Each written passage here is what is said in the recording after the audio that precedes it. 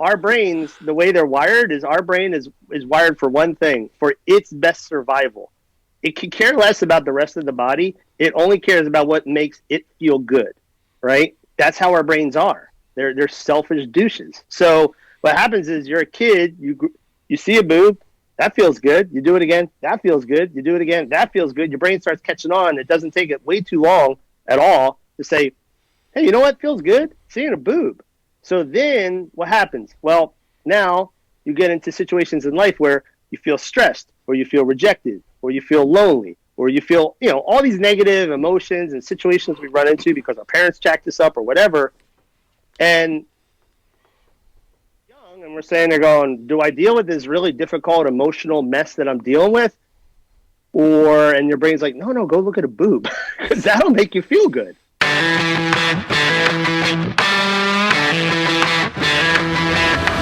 You're listening to the Building Men podcast with Dennis and Anthony Miralda, brothers on a mission to help you become the strongest version of yourself, mentally, spiritually, emotionally, and physically. Yeah, man.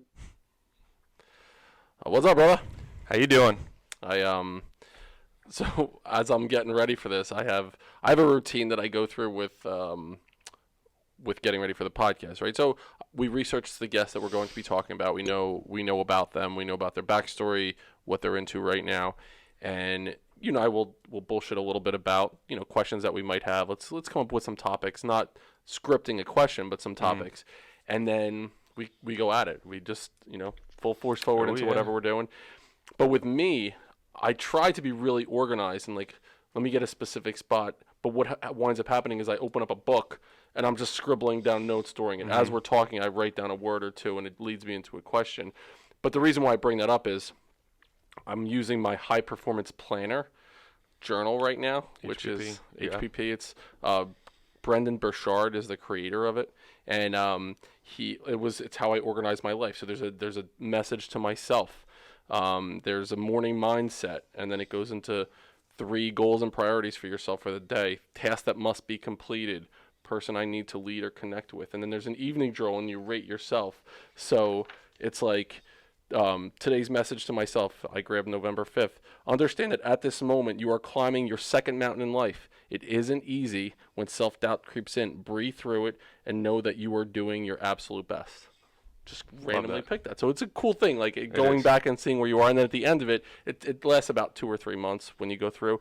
By the end of it, I write, okay, this is how I started my life when it began, and then ended, and I like to go back and look at the old ones. So if you wonder what I do for fun, this is I know. If there was one thing to describe who you are as a person, it would be a HPP, the high performance planner. This is you in a nutshell right here. Do you have any weird habits like that? What? Any idiosyncrasies that you have that are in this way, you're really regimented in a specific way? Obviously, that's opening up a whole can of worms. I know. I don't know where you want to go. Yeah, pick one out. What's one thing that I do just all the time? Yeah, one thing that I make sure that I have to do. Well, I have to make my bed.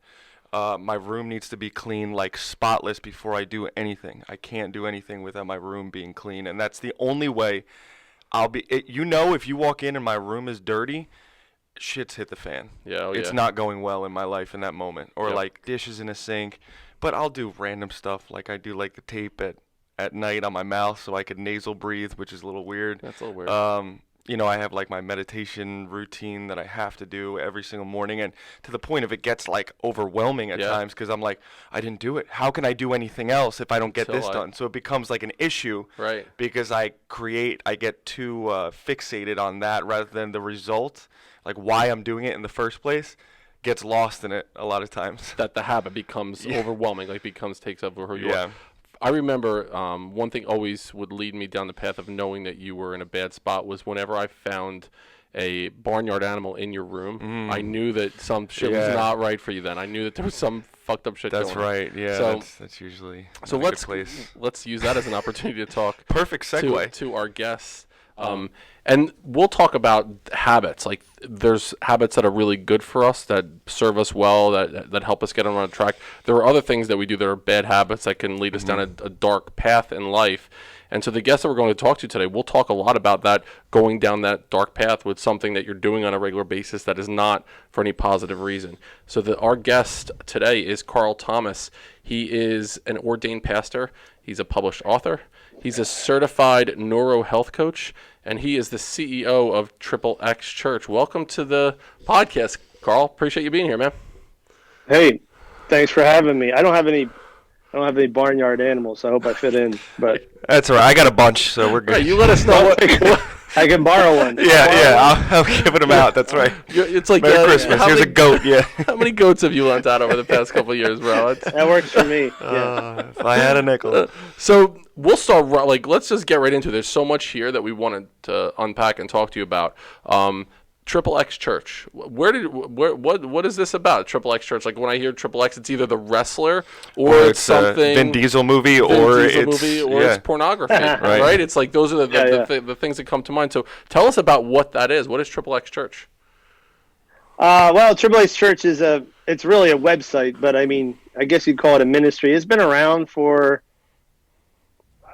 it started in 2002. I wasn't part of it back then. It was another guy founded it. Another few guys founded it, and they were former youth pastors, and they realized that when they would do youth events, the kids would come up. I'd say, "Hey, if you have questions, come on up afterwards." And the kids would come up, and 99% of the questions were, "Hey, I'm looking at porn, or I'm wanking off. What do I do?" Right? So they decided the guy that founded the main guy that founded it, I won't have any comments about now, but he was a bit of an entrepreneur. So he said, "Oh, hey, this sounds good." It wasn't really his wheelhouse, but he decided to jump into it. And they launched the website. And the idea of the website was their whole thing was raise awareness, prevention, recovery. So back in 2002, no one was talking about porn addiction, especially in the church world. No one was. So they were, hey, let's start talking about it. They had some software and for filtering and accountability, and then they started putting out some curriculums and things like that. But they got most of their attention for going to the AVNs, which is, if you know what the AVN is, I'm not going to judge you, but it's basically the Oscars for porn stars. And so they went to the AVN convention and set up a booth and handed out Bibles that they stole from the women's ministry. And, just a simple message, Jesus loves you, wasn't about trying to get these people to stop looking, and they built connections. And anyway, that's where they kind of sowed their oats. And then I got connected with them 7 years ago, started working for them. Then I handled all their websites, and then I handled all their marketing operations. And then I quit at one point.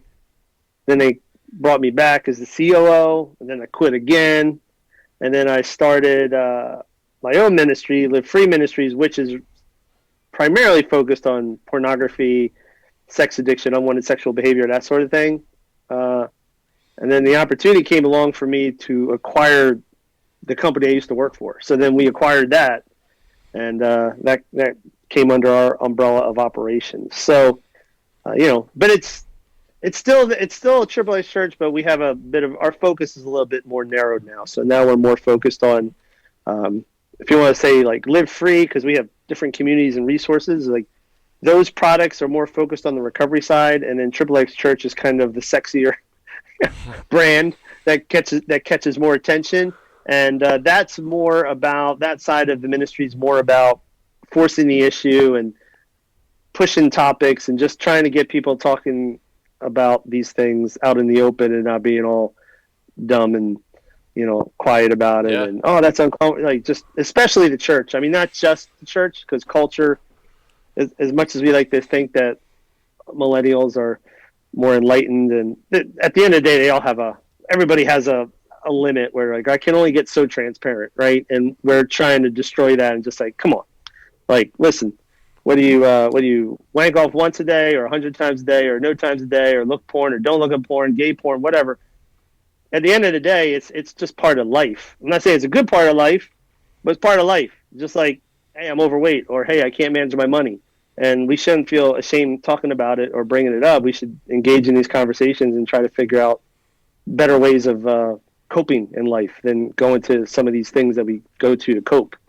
So let's pull back the cover on the porn industry. Pull back the cover. See what I did there? Bed covers. All right. So got it. That's good. Thank you for that. That's good. I'm going to start with my first recollection of looking at pornography.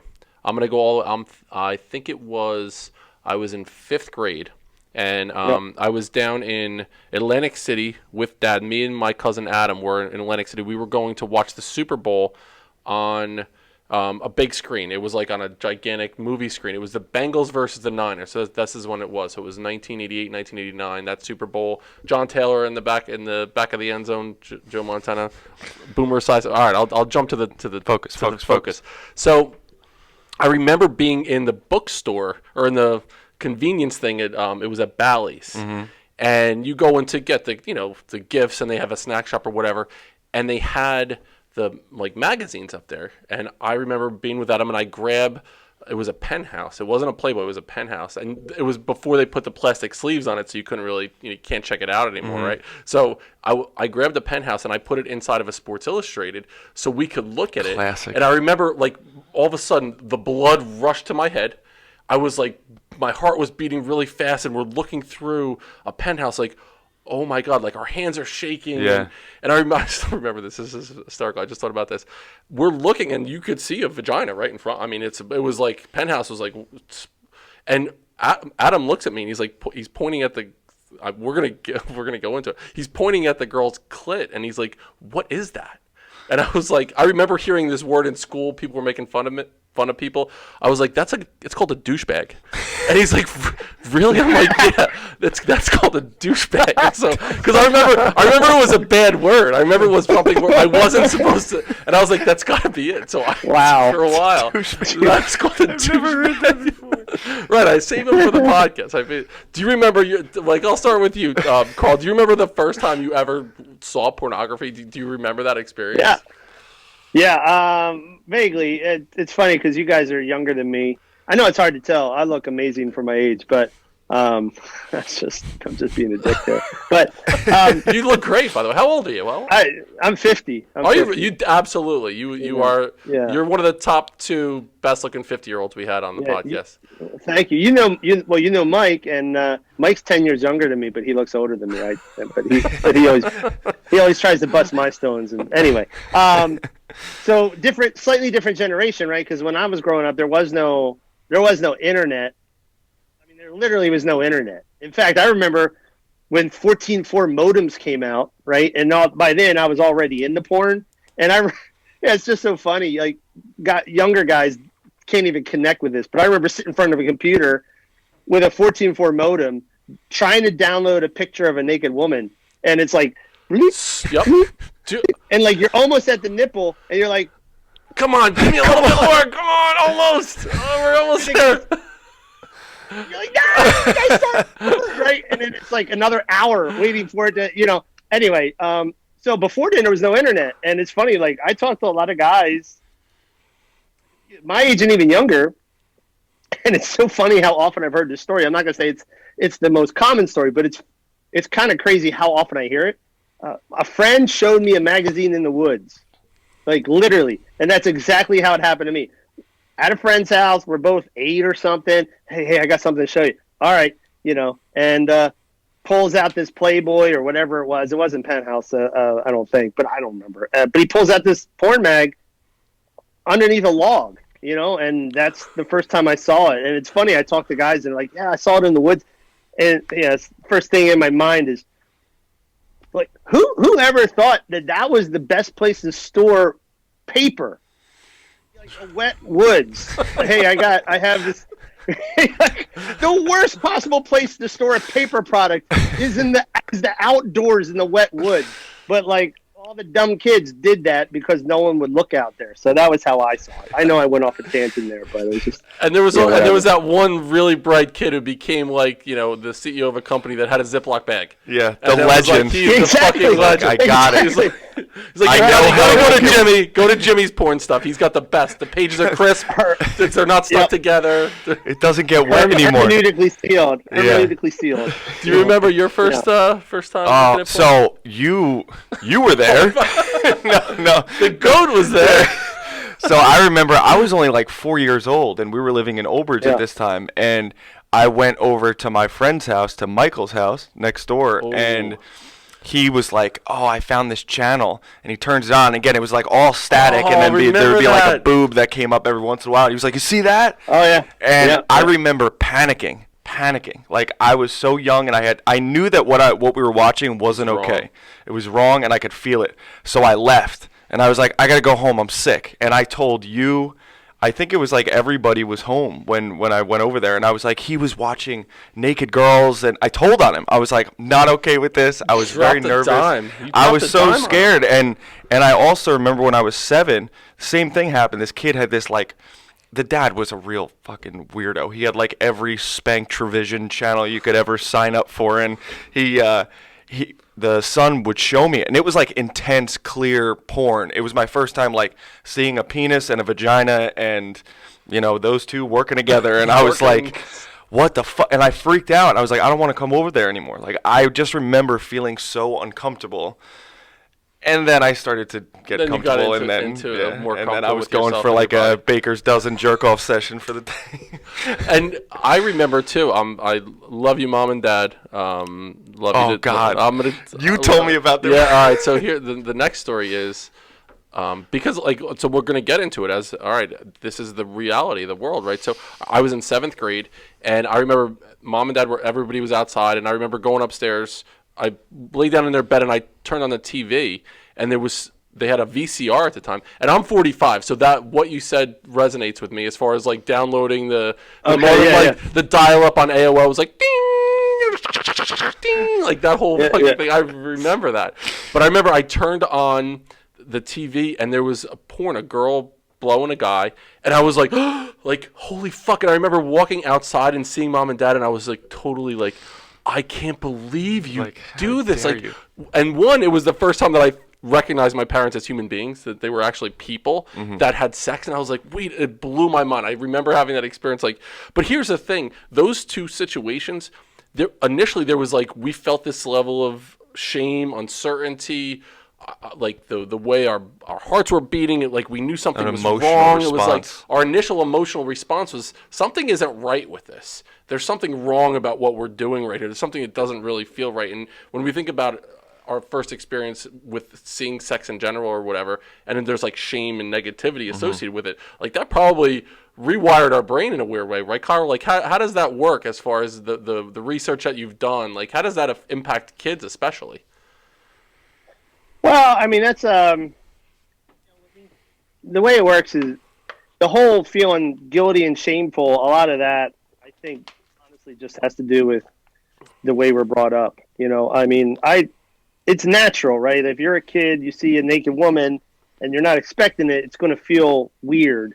Probably because we live in a society where we're clothed, and in some regards, it's probably, if you live in a household where sex is never talked about or this type of stuff is never talked about, if it's never talked about, the assumption is it shouldn't be talked about, right? So it's kind of natural that you're going to feel kind of off about it. That's why, like, I've had talks with my son, and we can get into that later, but because sometimes I tell people, like, yeah, this is how I talk to my son about it. Are you kidding me? Are you crazy? I'm like, no. Like, I tell him, like, I had a talk with him one time. I said, listen, dude, you're going to see porn at some point. What? Yeah, you're going to. No. I'm like, dude, it's inevitable. You will see it. Okay. And I'm like, and when you do, I don't want you to feel bad or guilty or dirty about it. I just want you to come talk to me, and we'll talk it out, and I'll kind of explain some of the stuff. Now, he knows the type of work I'm in, and he knows my story, so it's not as shocking, I guess, for him, if I say, yeah, it can lead bad places, and he knows I know what I'm talking about, so maybe that gives me a little more cred, but yeah, I just told him, I was like, dude, I don't want you to feel bad about it all. I just want you to come home and talk to me. All right, Dad. And he tells me all sorts of crap. But yeah, it's when you're a kid and you see a boob, you're not an addict or a pervert or anything like that. You're just you're a boy who sees a boob and you get excited, and that's kind of natural. That's the way your brain works. I'm not saying you should see a boob at that age, but you do. And when you do, you get that rush, that mental rush. And so when you're a kid, you're seeking out pornography because you're horny and it feels good, right? It makes your brain feel good. Same reason kids masturbate. It feels good. It's one of the best feelings you can ever experience is an orgasm. So But the problem is what happens is over time, it messes with your brain, because what happens is our brains, read this book a long time ago called F Anxiety. I'll just say F because your listeners know I'm a pastor and they might be like, oh man, he said fuck. But anyway, so F Anxiety, and one of the best lines in the book was the guy says, your brain is a douche. That's what he says. It's not douchebag, by the way, because that's a part of the human body, but douche. And he says, your brain is a douche, or a selfish douche. And he explains that our brains, the way they're wired, is our brain is wired for one thing, for its best survival. It can care less about the rest of the body. It only cares about what makes it feel good, right? That's how our brains are. They're selfish douches. So what happens is you're a kid, you see a boob, that feels good. You do it again, that feels good. You do it again, that feels good. Your brain starts catching on. It doesn't take it way too long at all to say, hey, you know what feels good? Seeing a boob. So then what happens? Well, now you get into situations in life where you feel stressed, or you feel rejected, or you feel lonely, or you feel, all these negative emotions and situations we run into because our parents jacked us up or whatever. And young, and we're saying, they're going, do I deal with this really difficult emotional mess that I'm dealing with? And your brain's like, no, go look at a boob because that'll make you feel good. And all right, yeah. And then do that enough, and that chain reaction ends up becoming kind of second nature. And then so you have a bunch of 35, 45, 50-year-old men, 25-year-old men, whatever, running around who basically, at the end of the day, to be honest, are just emotionally immature. They don't know how to handle their emotions. They don't know how to process emotions in a healthy manner. So bad emotion, I know what I'm going to go do. And they go look at porn, or they go masturbate, or they go do whatever. A lot easier to do that, a lot quicker, feels good. Than actually deal with the messy fallout of life and actually work through it in a healthy way, right? And so what happens is when we were younger, you'd have to go out into the woods and deal with the elements and go under the log and grab the the wet bear crawling through wet marshlands to get your. It was a rite of passage to get there. Yeah. It wasn't readily available. Now it's right there. At all times. Millions and millions of videos and whatever you're in, it doesn't make a difference. It's all accessible. Yep. And so what happens too, Carl, is the boob becomes something that you're just like, oh, there's a fucking boob. No big deal. Scoop of vanilla, scoop of chocolate. You start getting desensitized. Then you need something that's, you need to see the boob and the douchebag, and then you need to see the boob, the douchebag, and the goat, and then all of a sudden it's like, all right, not just one goat, we need 3 goats here because we're desensitized to that stuff. So talk to us a little bit about now what you see with kids, especially with technology. Now it's no longer going out into the woods; it's right in their hand. And what do we do as adults in society? So we'll start with kids first. I have a 16-year-old son. And I know he's looking at porn on his phone. I know that's. He's not taking a 45-minute poop in there. He's exactly. That's not an hour-long shower. So what do we do now to normalize one? Okay, we get it. You're interested in it, but how do we make it so it's not? They become so overstimulated and desensitized to that because it's on their phone. What can we do? Well, that's honestly, man, that's a pretty loaded and complicated question. I mean, I can't tell you everything you can do. I can just tell you one thing that every parent should do is you got to start younger. Like, that's the thing. If your kid's 16 and you haven't talked to them about porn, that's going to be a problem, right? Because I'm not saying you, but I'm just saying the average parent, you've already lost some cred with them, right? They've already been taught, shall we say, I put that in quotes, they've already been taught what they need to know about sex and porn from their friends with a computer. So you're hitting them at a teenage age where, hey, once a kid hits 16, dad's an idiot. He doesn't know what he's talking about. So, start younger is the first thing. Is you got to have these talks when they're much, much younger before, like I had a talk with my son, I think. We went to Ant-Man movie, and then we went out to Fridays, and then I explained to him sex. And he laughed the minute he heard the word penis and vagina. We're at Fridays talking. There's like a family over here. And I'm like, yeah. And then you stick your penis in the woman's vagina. And like the family's over, like, what the heck? Just sending. Fuck is going on? I don't care, people, or whatever. You know, Shit you hear on Fridays, right? It's great. Yeah, grow up. You should have known that when you came to Fridays. You'd be talking about penises and vaginas. That's always happens, right? When you go to a Friday. So, but you know, it's just, and then the other thing is my parents like, oh, I got to have the bird and the bees talk. And it's like, no, there's no bird and bees talk. There's no one talk. It's a series of talks. It's, hey, I'm going to talk to you about this. Hey, I'm going to talk to you about this. Hey, I'm going to talk to you about this. Hey, you know, and you build that rapport, and you try to invest in them early and try to explain things to them. You know, I mean, you didn't ask, but I'll just tell you, I'll try to keep it short, but I've talked to my son about sex and porn at an early age. The one thing I didn't talk to him about was masturbation. I don't know if that was a brain fart. I talk about this in my book, actually, or if it was some like subtle in the back of my head, subconscious. Oh, that's really uncomfortable. You know, don't like, if it doesn't come up, why bring it up? I don't know what it was, but regardless, I just realized like, oh man, I kind of dropped the ball on this one. Cause I remember I found out masturbation by myself. No one told me about it. I just looked down in the shower and said, I wonder what this thing does. And found out. Right. And so I just one day and I said, hey, listen, man, have you ever, I got a question for you. And he's just used to me. Like, he knows I'll just ask him the most bizarre stuff, and I don't make it uncomfortable, and I'll joke with him. And, you know, it's just like, you ever woken up and found, like, what felt like a pile of hot glue in your pants? You know? He's like, except it's cool at that point. And he's, no, why? I'm like, you will. He goes, ugh. I'm like, listen, don't freak out. You're going to freak out because you're going to be like, what happened down there? It's normal. It is feels kind of gross when you wake up with this goo in your pants, but it's normal. It happens. When it happens, let me know. Okay. Like literally a week later, and like I said, I know my son well enough to know that he wasn't pulling the wool over my eyes. He's a world's worst liar. He can never play poker. You'd take all his money. So he comes in before he goes to school. Yo, Dad, I got to talk to you. I'm like, what's up? He's like, remember that thing you talked to me about? Yeah. You mean the glue stuff? Yeah. Yeah, it happened. I went, how was it? He's like, I'm like, yeah, I know. Don't freak out. It's normal. You're not going to die. It's fine. It's what the body does. I'll talk to you later. Okay. Changes underwear, goes to school. Well, he changed his underwear already. Gets back. Mom's out of the house. I said, hey, listen, let me talk to you. So then I explained to him wet dreams. And then ripe opportunity here. So I jump right into the masturbation question.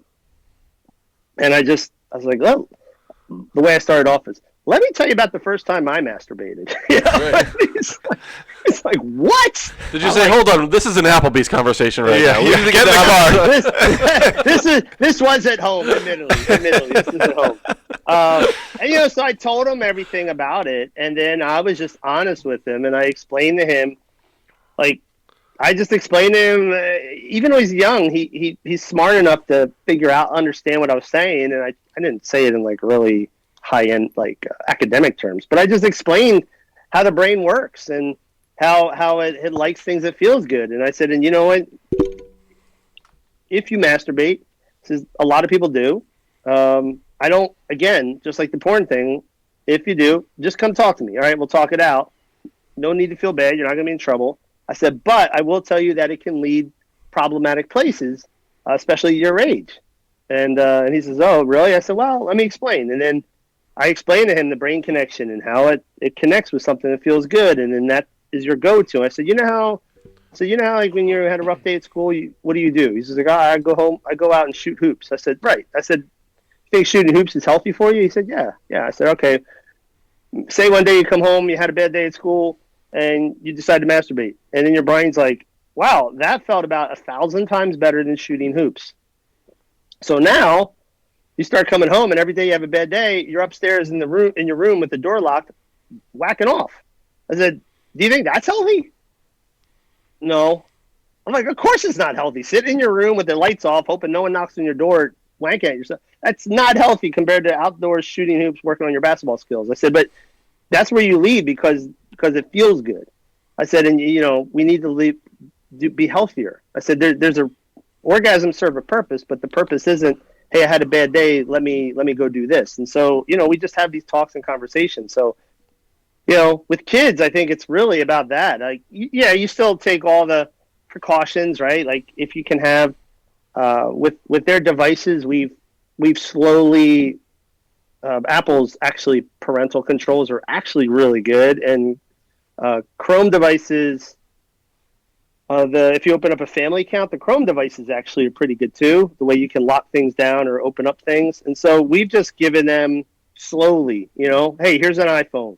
No Safari, no this, no that, right? Okay, you've shown me some responsibility. We'll loosen this up. We'll loosen that up. When they first got their devices, they weren't allowed to download any apps without asking, right? Now it's, hey, you can download. I think I've opened to both. They're both opened up to any rating of any app. I said you can download any app you want, but you have to ask us to delete it. So think twice before you download the wrong app.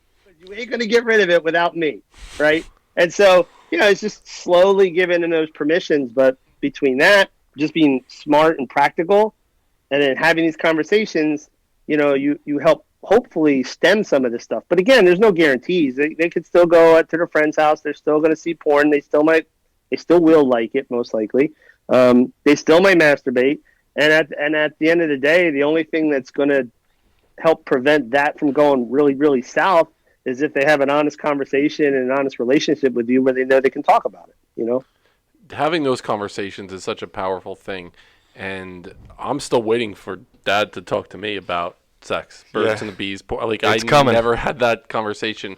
He's 69 right now. Hey-yo. This is the year. Now is the time to have the conversation with me. But opening it up to where it's not stigmatized, it's not something, we can have those conversations. And like you mentioned, the earlier the better right now. Unfortunately, to have a conversation with a 7-year-old about a penis and vagina, it has to happen now. And the thing that I love too is you use the words penis and vagina when you were talking about it. Growing up, do you remember the name of our penis from what it was called? I remember you called it, a beaner? So my ex called it a beaner in her family. It was a penis. Nice. In our family, Mom called it a ding-ding. Ding-ding. And then a vagina was a zuni. And a Lucy was another. Yeah, right. So the other thing is using names to talk about a pee-pee and a hoo-ha and a cookie and a what? How fucked up is that we're using names instead of just saying like it's a fucking penis, it's a vagina, and like stop talking about it in a way that it's it's a chucha and whatever the fuck. You know what I mean? We do that. There's a reason we do that too. And I also talk about this. It's from research, but I also talk about this in the book. Is believe it or not, and I've had this conversation with other guys. You ever notice if you say the words cat, fire hydrant?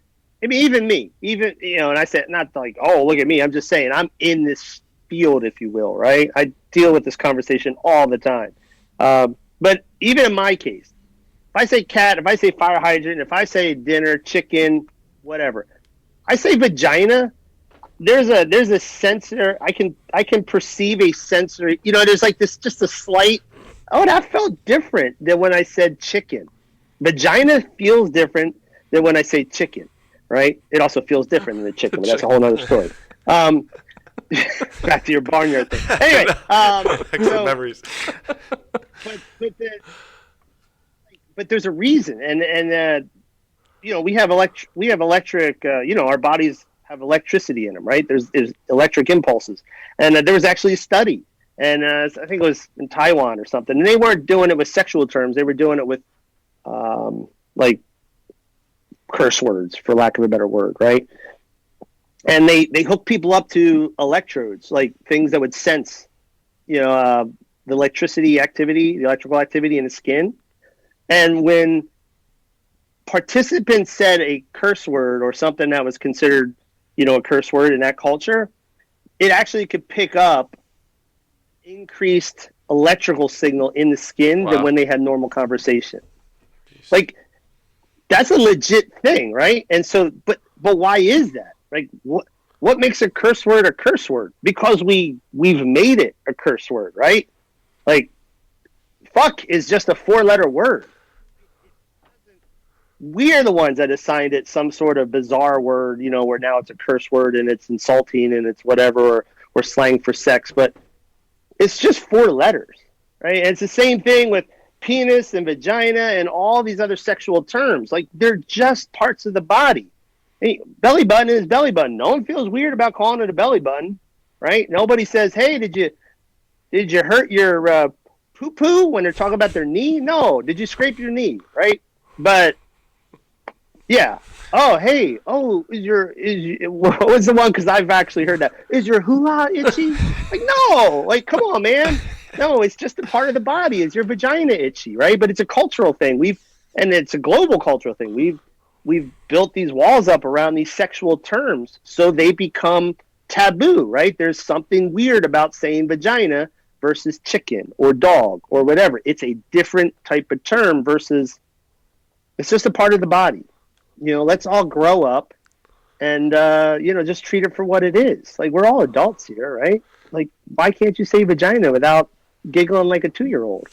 So, Carl, you'll love this. And my girlfriend, Julie, is a labor and delivery nurse. So she's knee-deep in vagina all day. That's what she does for a living, pretty much. And I remember when I first started dating her, she was talking about her day, and she says, and the woman's labia. And she went on to talk, and I was like, I don't think I've ever heard that word used in a conversation. I remember seeing the drawing when I was in health class. And, you're looking at the drawing, and I was Venus like, "Oh flytrap. my god, how the fuck am I supposed to manage any of this?" And I remember sweating, but I remember that it was like, okay, this is the labia majora, this is the douchebag, this is the fallopian tube. But then what we decided to do is totally destigmatize it. When we would go out, we had a contest to see, or we have a contest to see who could say it first in a setting where there's someone else around. Just use the word labia and just like we would be saying chicken or something like that. It's funny as fuck. I would encourage all the building men audience to use the word labia in your casual conversations as you're out at Chili's or Ruby Tuesdays. Me and a buddy, we were part of a mastermind at one point. This is a few years ago, and these guys are all. I mean, I got invited to it. I didn't belong there, but whatever. So it was like all these guys owned all these businesses, right? And they were pretty successful. And so we went out to dinner one night. And so the guy that I was staying with, who's a good friend of mine, he's actually a really good friend of mine. He's a web developer and he handles all our stuff. He was part of this mastermind group. And so I came up with the idea. I'm going to brag on it. And I said, listen, let's have a bet for a beer. He goes, okay, what's that? I said, let's come up with a word that we're going to interject into the conversation this week that has no place belonging there. And he says, okay. And his was dumb and it didn't make any sense. But he says, what's yours? It's like masturbatory. He's like, okay. I was like, because I was like, anytime you say masturbation, like that's weird. So like masturbatory will be my word. So we're at this fancy dinner, like not fancy, it's a nice dinner, right? We're all sitting around. There's 12 of us. We're going around, and one of the guys said something about he was kind of bragging, a little bit. He's like, yeah, but maybe I'm a little braggy. And I was like, I said really loud, I was like, it's a highly masturbatory comment. And everybody was like, and I was like, I'm just saying. Just saying. I won the bet. So and I think about even just masturbatory, the slang that we're using for the act of masturbation. I thought back to the original Vacation when they're heading out to Wally World and they stop at Cousin Eddie's. Yeah. And Rusty's having a conversation with Dale, and Dale has a stack of nudie books this high, and he's like, Dale, like, what do you do with this? He's like, you ever bump your baloney? And then the other thing is, like, there's so many... Choke the chicken. You flog the one-eyed snake. You, like, a million different ways. You gave our dog a sausage. But there's so many ways that as human beings we're shying away from those conversations. So I'm like, the idea when we're having those conversations, just fucking talk to your kids about it and talk to them in a way that you're not saying it's a shameful thing. It happens. It's part of the human experience. So let's just put it out there on the table, have honest conversations, and perhaps through that our kids will be a little bit more well-adjusted, even though they have these things at their fingertips. So I want to shift into work with men now, because a large portion of our audience are guys that are probably in this realm that we're in, where you're you could be lonely or depressed or going through a breakup, a separation, or a divorce. You're down for whatever reason, and people are using porn to mask, to buffer, to try to hide the emotions that they really need to feel through, and they're using pornography to buffer it, to stop that from happening. So I know, again, like we could talk about this for days, but how would you be able to give advice to anyone right now who's struggling with that? Anyone who's listening right now who, listen, they're on their phone, they might be at work, sneaking into the bathroom, pulling up YouPorn or RedTube or something. What one step or what can someone do right now that can help them overcome that addiction? Yeah, it sounds cliche, but honestly, that's why our ministry is focused on, even with XXXchurch, we talk about, it says, hey, what do? We create resources in communities, right? And that's what, like, the Live Free community, which we run, it's an app. Same thing, like, it's a community, right? So the first thing they need to do is they need to get in some sort of conversation or community, because the shame is such a powerful component of all of this, right? And if you can't get used to talking to somebody about the stuff you're dealing with, you're never going to get better. I'm telling you, like, I'm convinced that 100%. That's why I run into guys who've been going to a therapist for 30 years and they're still no better. How can you go to a therapist for 30 years? Like, they're messing with, helping you unpack all your pain, and you're still got an issue. Like, 30 years, something's going wrong there. And it's because they're only, in my opinion, one of the big problems is their only safe place is this paid person, right? Hey, I write them a check and they have to listen to me. But they've never moved beyond that. Hey, I can't talk to anybody in my actual life that I have an emotional tie to about this because it's too dirty, too wrong. I'm a creep. It's like you gotta, and it's like even with the kids, and I think I need to say this too, because I don't want people to misunderstand what I'm saying. When I say, hey, we shouldn't have shameful talks or feel shame about these conversations, that's not the same as saying, hey, like, let's high-five each other, right? It's like, hey, I'm a dad. I know my kid's 12 and he's wanking off in the bathroom. I'm going to have a talk with him, right? And you don't make him feel shameful about it. You have an honest conversation with him. That's a far cry from walking in and saying, hey, high-five, can I join in, right? Like, there's a difference, right? But that's shame. Shame is the word, though. It's not guilt. It's not conviction. It's not, hey, I don't feel right about this. It's, hey, I feel bad about who I am as a human being because I'm doing this, right? Hey, son, you're looking at porn. What type of pervert are you? Like, that type of language. You're not saying, hey, this is not healthy, son. You're calling your son out and saying you're depraved. You're a pervert. Like, you're attacking who they are. You're attacking their identity and their character. And we grow up in adult men and we have the same issues, right? We have the same problems. We don't feel good about who we are. We don't have self-worth or self-value or anything like that. So I can't talk to anybody about this quote unquote perversion because it's just going to reinforce the fact that I'm a piece of shit. Right. And you're not, like, you need to talk about this. Like, it's not good that you're dealing with this, but you're dealing with it.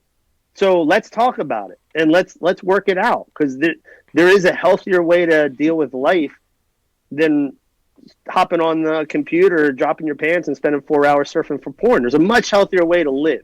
So let's talk about it. We'll figure it out together. But stop feeling like you're this piece of crap because you do it. It's not good, but it is what it is. And we need to recognize that so we can now move on to healthier steps. Where do you fall in the realm where there's this movement around? It's like NoFap movement, where it's like people that go cold turkey and will not masturbate. It's a whole movement around it. Where do you fall on that? How does that sit with you? I'd say that falls. I mean, we like to. I hate masturbation versus porn. At the end of the day, it's all the same freaking thing, right? I mean, it's at the end of the day, you're doing something that makes you feel good, right? Maybe you look at porn without masturbating. Highly doubt it. But masturbate without porn, sure. You can create porn in your head, right? It's all the same thing. We're still trying to escape because of how these things make us feel good. And these are all basically what you would call sobriety measures. Hey, how many days can I hang in there without rubbing one out, right?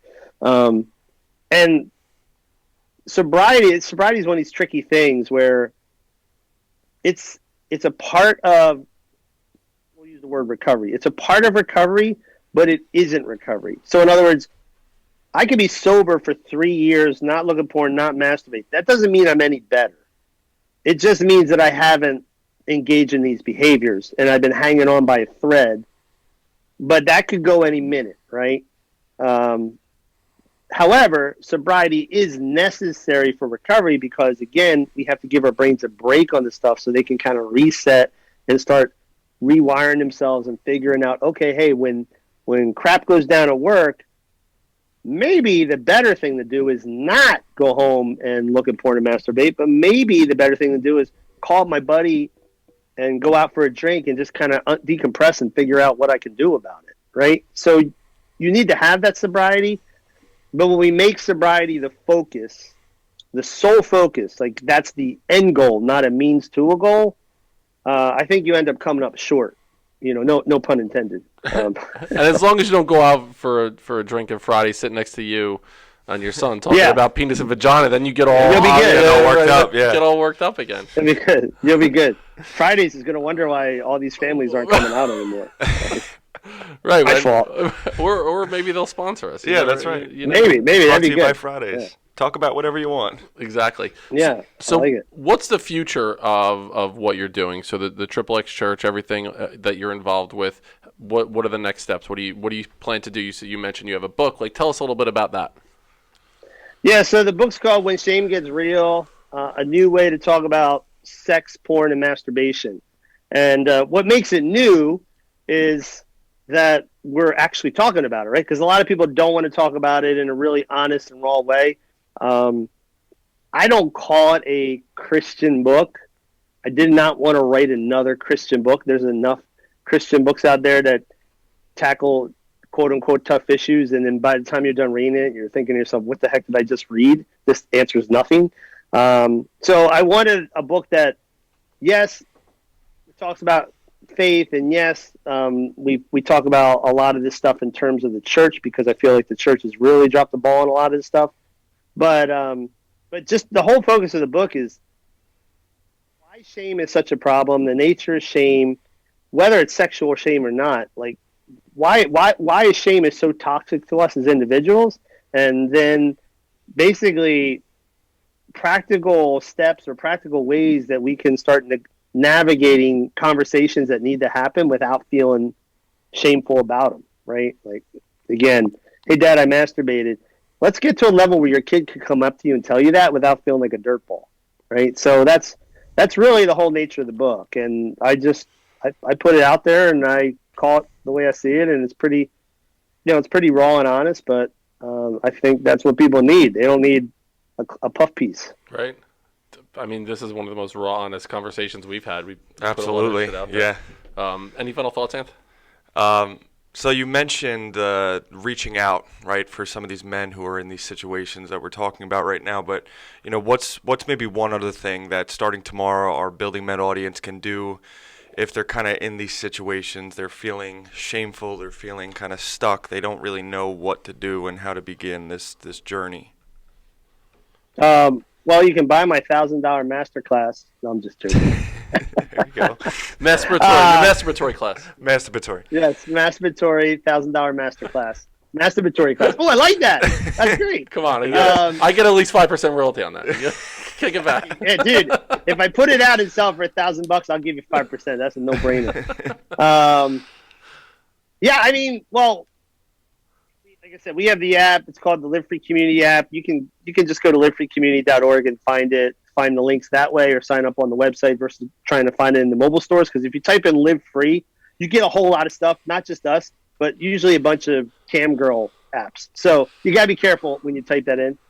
But that's an easy way to kind of get plugged into an online support community and kind of see what's going on. Now I'll be honest, like if I'm assuming your listeners aren't all faith, right? Faith Christians or whatever you want to call it. So it's not a quote. We try to market it or make sure people understand, hey, this is not a Christian only community. Anybody's welcome here. And I try to make I try to make a lot of effort to make sure that the conversations we dive into and the topics we offer aren't all just a bunch of Bible verses. Like I'm really into the neuroscience and all these things. Like I try to keep it so anybody can enjoy it or could get benefit out of it. But I will warn you that the reality is the majority of men in there are Christians, so if that freaks you out, you might have a problem there. But regardless, I would say the best thing to do would be identify somebody in your life, a friend, a mentor, a family member, someone that you really trust and that you believe loves you for who you are, right? You don't want to go to the dad or the brother-in-law or the uncle that you're only his favorite nephew as long as you do this or that, right? Like you don't want to go to that person. You got to go to the person that is going to accept me for who I am. And I would say, like I said, start that conversation and try to figure out, okay, hey, what are some next steps? Because there are a lot of next steps, right? Just because you talk about the problem, now you got to do something about the problem. And there's books, there's workshops. Counseling is obviously a good thing, right? Because usually the reason we're acting out has to do with some sort of pain that we're dealing with that counseling can help us discover. So there's a lot of things that you need to do. But I would say getting someone involved in that conversation is going to be the number one thing. And the breakdown as far as demographics are concerned with our audience, I would say most likely Christian would be number one. Surprisingly enough, Satan worship is number two. And there's a big following of Gozer the Gozerian, Gozer the Destroyer, Zool, if you remember from Big Zool. Zool, you nut. Oh, yes, Zool, yes, you nut. yes. But so before we sign off, tell the audience where you mentioned the website, you mentioned your book. Where else can the Building Men audience find you, Carl? Yeah, I would go. I mean, the best place, honestly, right now is I go to whenshamegetsreal.com or XXXchurch.com if you're struggling with stuff, because all the links to all our different communities and resources are on XXXchurch.com. But whenshamegetsreal.com is where you can sign up to be notified about the book, and you can download the first chapter for free.